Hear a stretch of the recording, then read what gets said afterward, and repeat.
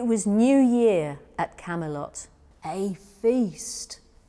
There were silver tureens of soup, pies with crenellated crusts, stuffed roast peacock. Each pair of diners had 12 dishes between them, plus beer, plus wine, plus mead. You could hardly see the tablecloth. The heralds blew their trumpets and withdrew.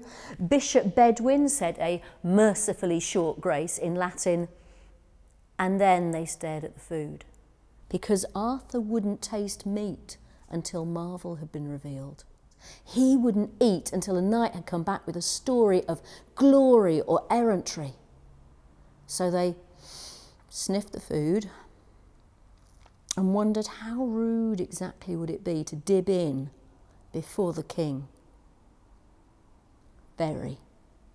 And then a noise came to their ears that made them think that maybe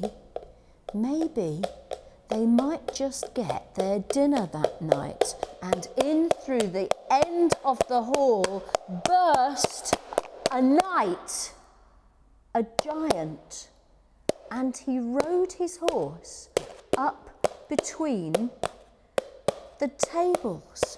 How rude. But it wasn't his manners that made them stare, nor the size of him. He was as big as 4 men. It was his colour. He was green. His skin was green. His hair and beard were green and cut at elbow length in a living green furry cape. His nails were green. His eyes were red.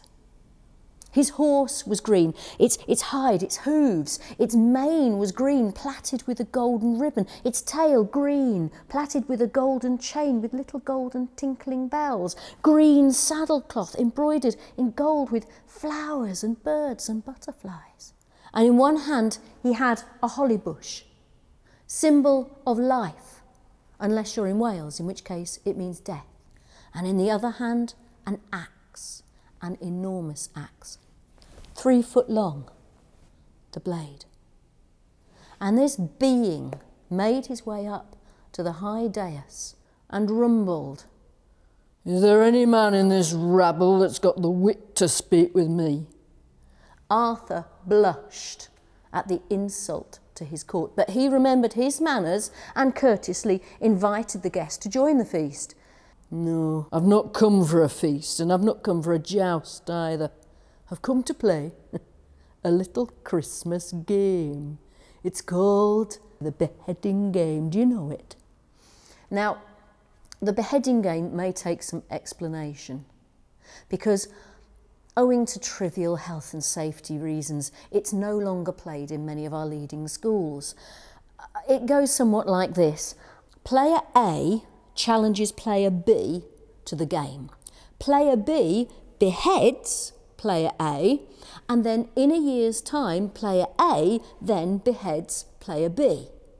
So it's generally a game of 1/2, and it's been replaced by rugby and boxing and sissy stuff like that. But even with these odds, none of the knights would play the game. This opponent was uncanny. And Arthur again blushed, but this time at shame at his cowardly knights, and he leapt over the dais, over the dining room table, and said, "I will play your beheading game," took up the axe.